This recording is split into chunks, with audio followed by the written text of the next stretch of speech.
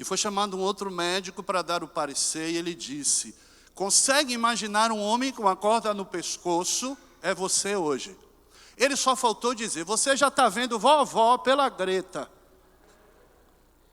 E o terapeuta que estava me acompanhando, o professor Silvio Bernardes, ele fazia assim. Aí deu um nó na minha cabeça, mas eu disse: o de cá tem mais esperança do lado de cá, eu vou ficar com o de cá.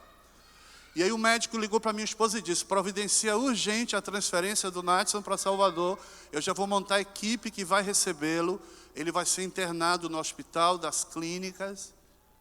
E eu estava quieto, não sei se porque eu já estava tão cansado daquele processo todo, ou se era de fato a fé que dizia no meu coração: não é nada disso.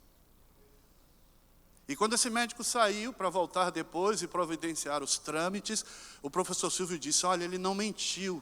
Tudo que ele disse está acontecendo com você. Ele só está enganado quando ele diz que você está com a corda no pescoço, porque essa enfermidade não é para a sua morte, mas para que se manifeste a glória de Deus na sua vida. Eu digo: opa, eu já estava com esse, é com esse mesmo que eu vou. E aí eu piorei. Comecei a vomitar, desmaiei, não sei quanto tempo fiquei apagado, não conseguia ficar em pé, as pernas tremiam, não conseguia ficar ereto, as costas doíam, a pele doía. Se alguém ameaçasse tocar em mim, eu já sentia dor antes da pessoa tocar na minha pele. E que icterícia, tem icterícia que eu esqueci, eu estava com os olhos lindos, amarelos, e a pele vermelha, parecendo um pimentão. Me levaram para a Santa Casa de Misericórdia, lá na cidade de Cachoeira, e no meio de pessoas esfaqueadas, vítimas de tiro. Me colocaram no quarto com a mulher que o filho tinha acabado de ser assassinado a facadas. E o enfermeiro dando um estudo bíblico espírita para a mulher, explicando. E eu tentava respirar e o ar não enchia o pulmão. E veio o diretor da clínica e me examinou. Eu digo: eu estou bem. Ele disse: você está bem, mal. Você não vai sair daqui. E eu entrei em pânico de ficar naquele lugar. Estava com o celular escondido, a mania do agente secreto, o celular escondido. Liguei para minha esposa e disse: me tire daqui, porque se eu vou morrer, eu tenho o direito de morrer em casa. E aí o diretor da clínica já estava organizando tudo para botar oxigênio. Eu tenho pavor desse negócio de... Penso num cara que tem pavor de procedimento médico. Eu sinto o cheiro de éter, eu já derreto no chão. E aí minha esposa conseguiu convencer para me levar para Salvador, para o meu médico acompanhar. E no meio do caminho eu comecei com a crise de falta de ar. De falta de ar. Morrendo afogado no seco. E o Espírito Santo me fez dormir. E quando eu acordei, eu já estava na porta de casa. E os meus filhos me olharam assustados, porque eu estava há 1 mês em tratamento. O Tiago lembra de tudo isso, porque foram os pais dele que cuidaram de mim lá no IAN.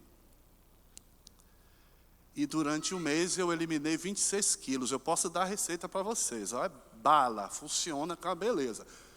Mas eu fiquei parecendo um boneco de Olinda, só tinha cabeça. Eu tinha que amarrar alguma coisa aqui, porque as calças começaram a cair.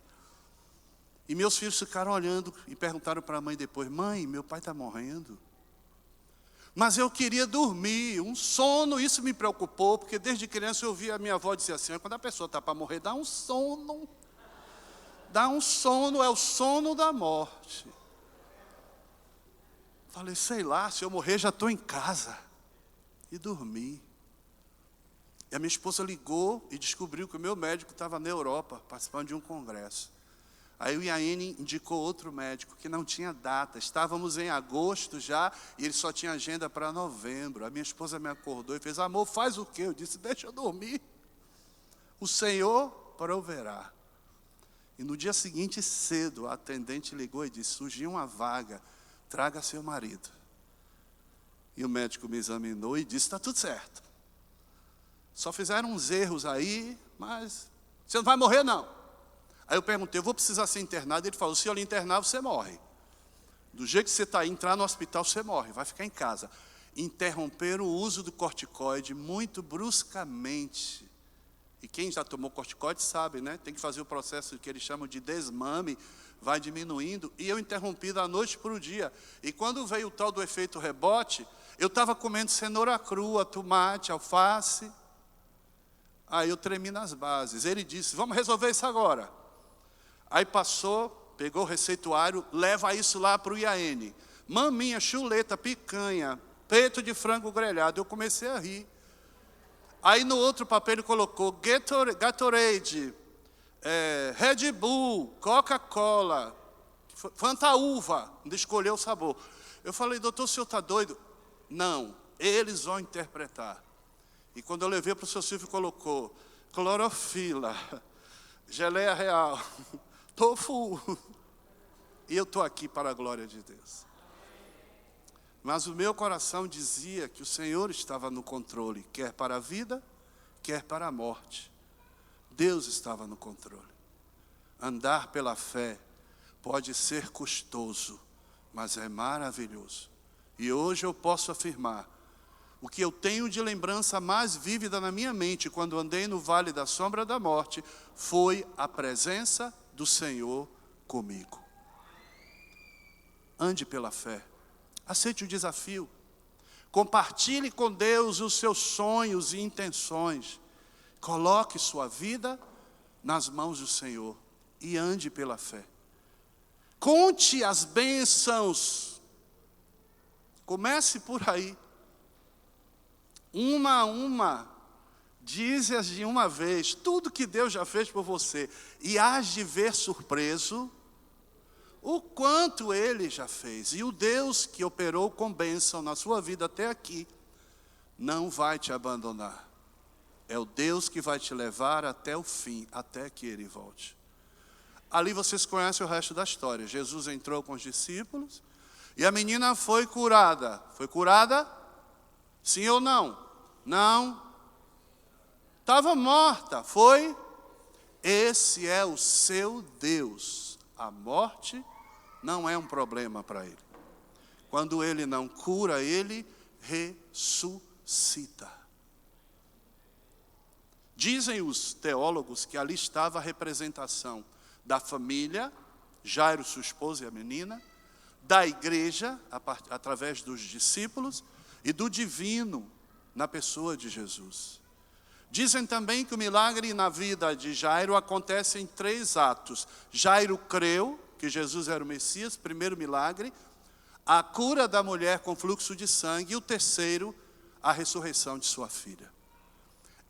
Quem sou eu para dizer em quantos atos o seu milagre vai acontecer? O que eu tenho certeza é que ele já está acontecendo em nome do Senhor Jesus. O desafio de hoje é: ande pela fé. Mas eu quero incomodar um pouquinho mais vocês. Como professor, eu sou implicante, então me perdoem. Jesus precisava ter ido para a casa de Jairo para curar a menina, para ressuscitar? Ou ele poderia ter curado a menina quando Jairo se encontrou com ele? O que vocês acham? Ele poderia ter curado a menina sem ter ido na casa dele, sim ou não? Ele fez isso com o servo do centurião, ele fez isso. Ele ordenou e ele foi curado. Mas sabe, amados, não está escrito na Bíblia, nem no espírito de profecia. Isso é coisa minha. Esse texto disse para mim que eu preciso levar Jesus para dentro da minha casa. Alguém pode dizer, irmão, que retórica. Jesus está comigo. Sabe, amados, em algum momento do caminho, a gente deixou de invocar a presença de Jesus em casa como fazíamos antes. Havia uma hora, pelo menos, um momento, para buscá-lo, fazendo o culto doméstico, culto do lar. Eu viajei com um grupo de cantores, e eu tenho muito da minha avó, que foi a primeira adventista da família, que ficou arraigado em mim. E a minha avó ensinou a fazer o culto pela manhã e no pôr do sol. Quando não dava, ela fazia à noite. Como uma galinha que reúne os pintinhos debaixo das asas, ela pegava os netos todos, principalmente eu, que era do grupo dos mais rebeldes, colocava dentro de casa. A casa da minha avó era uma casa de taipa, a única da rua. Porque o Papa João Paulo, né? João Paulo II, Pop, o Papa Pop, ele foi lá na Bahia inaugurar uma igreja e asfaltaram a rua que a gente morava, a gente virou gente, botaram energia elétrica, minha avó não deixou, ela falou, energia elétrica é do diabo, na minha casa não entra. E aí, como asfaltaram a rua, a casa dela ficou mais baixa, não acompanhou as outras casas, então ela tinha um candeeiro, feito com lata de óleo, eu lembro até hoje a cor e a marca, Salada. Era uma lata amarela com listras pretas e uma elipse, e dentro estava Salada. Uma bucha de algodão, querosene, e aquilo que ela usava para iluminar. O teto tinha uma roda, assim, uma borra preta da fumaça. E ali ela ensinou as primeiras canções no inário para mim, no Cantai ao Senhor. Os primeiros salmos. E quando eu estava viajando com esse grupo de cantores, uma terça-feira eu vi o pôr do céu, eu falei, gente, vamos fazer o culto. Foi piada, foi a piada do dia. É assim que a gente está vivendo. Às vezes a gente não consegue tempo nem para fazer o culto, para receber o sábado. E oferecemos para o Senhor o que a gente pode. É o que tem para hoje, Jesus. Oferta de Caim. Buscar-me-eis e me achareis, quando me buscardes de todo o vosso coração. Essa é a proposta de Deus. Ainda dá tempo.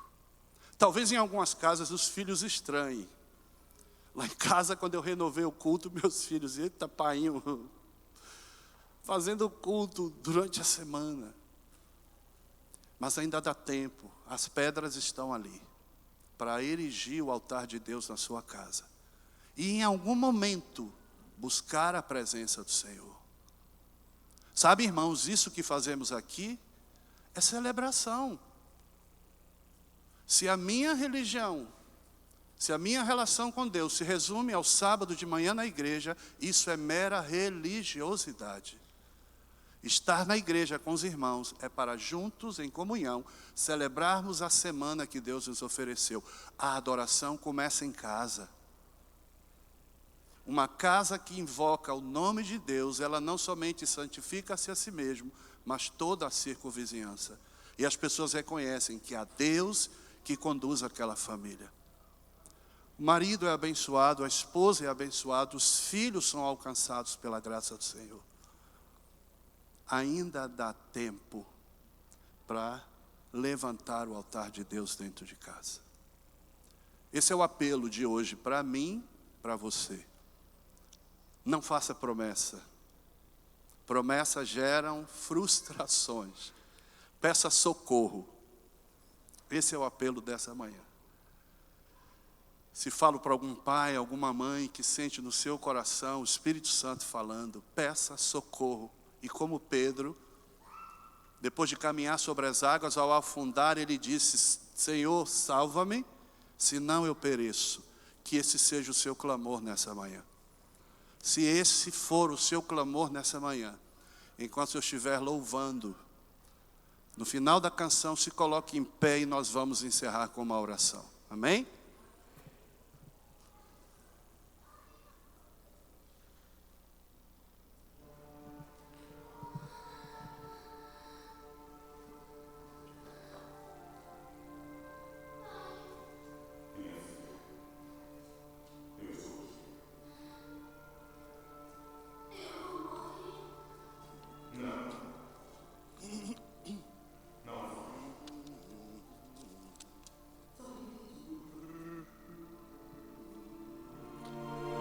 Jesus.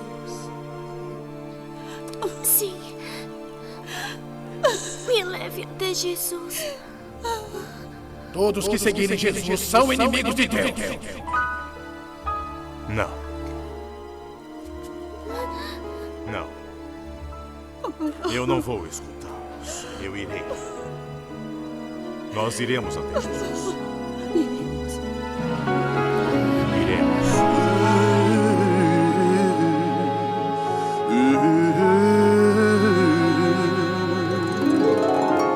Não é fácil todo dia acordar e enfrentar as lutas sem desanimar,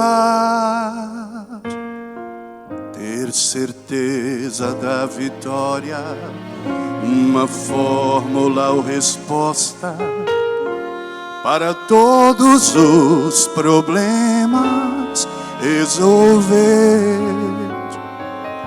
Esquecemos que bem perto há um Deus. Como homem ele próprio já viveu e enfrentou dificuldades, até a morte foi levado. Tanto amor assim nunca se viu. Ele é a esperança que não falhará. Ele é a corrente que não quebrará. Quando tudo falta, Ele satisfaz, e na tempestade é a paz. Ele é a certeza do amanhecer. Ele é a fonte plena de poder. Ao seu lado nada para temer. Nele a vida fim não há de ter. E se Deus conhece cada coração e está pronto para bênçãos conceder, é preciso confiança, fé, amor e esperança, uma entrega sem reserva a Deus. Ele é a esperança que não falhará. Ele é a corrente que não quebrará. Quando tudo falta, Ele satisfaz, e na tempestade é a paz. Ele é a certeza do amanhecer. Ele é a fonte plena de poder. Ao seu lado nada para temer. Nele a vida fim não há de ter.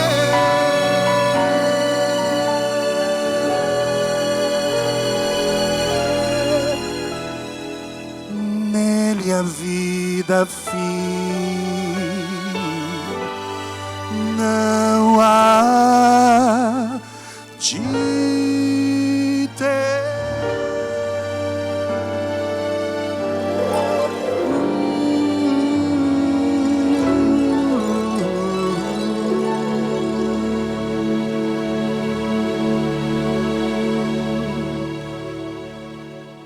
Jean, dá vontade de ficar cantando aqui. Que acústica é essa? Oh, glória a Deus. Vamos falar com o Senhor. Pai querido, diante de toda a idolatria do povo de Israel, Josué tomou uma decisão que nós queremos tomar nessa manhã. Ele afirmou muito categoricamente: eu e a minha casa serviremos ao Senhor.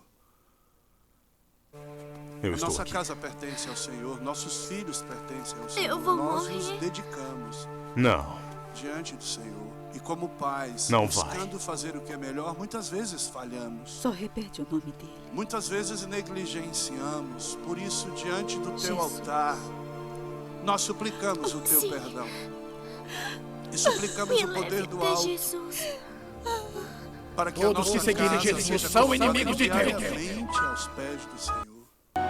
Para que haja salvação cotidianamente na vida dos nossos filhos, na vida do pai, na vida da mãe. Para que nosso trabalho prospere para a tua glória e tudo em que pusermos a mão tenha a marca do Senhor, porque nós pertencemos ao Senhor. Aqui está a tua igreja, Pai, que se coloca de pé como famílias, buscando, clamando, salva-nos, pois senão nós vamos perecer. Entra na nossa vida, Senhor, entra no nosso coração, toma conta do nosso lar, reine soberano na nossa casa. Não nos lances fora de tua presença, apesar de sermos quem somos.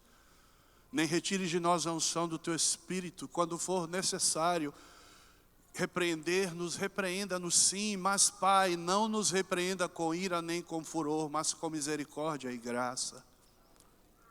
Salva teus filhos, salva o nosso lar.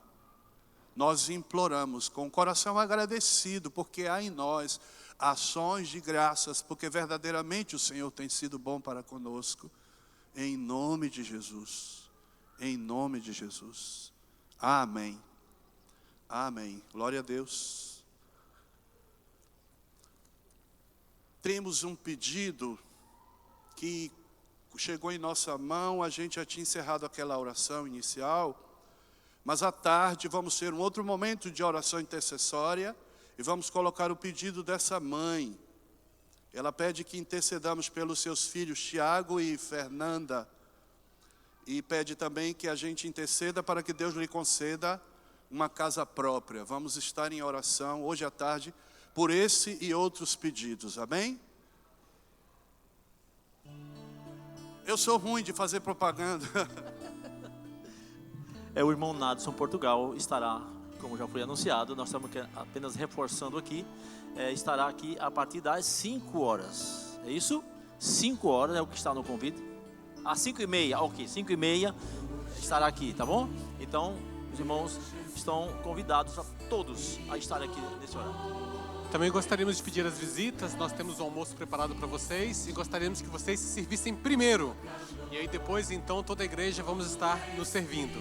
Mas obrigado a vocês por estar com a gente.